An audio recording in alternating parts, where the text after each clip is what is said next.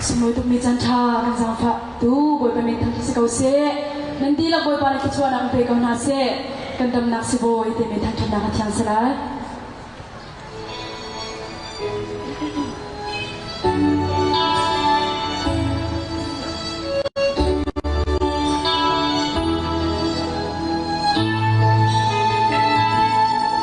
kan nak ta ke hermi adam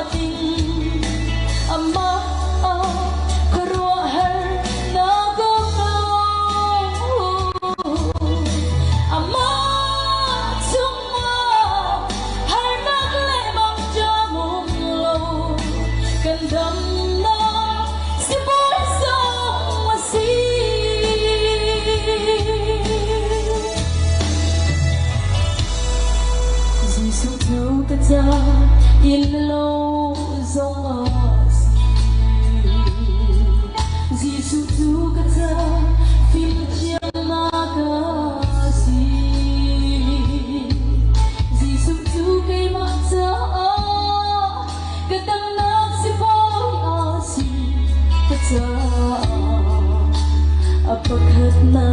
kasi kanang at sumnong bigsi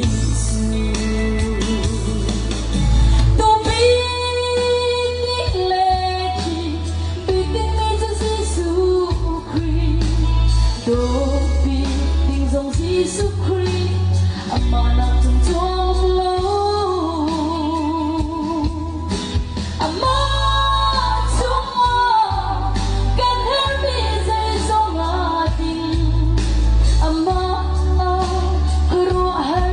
na gom lâu, ama trong ngõ har na lệ mong cho mong lâu, cần đắm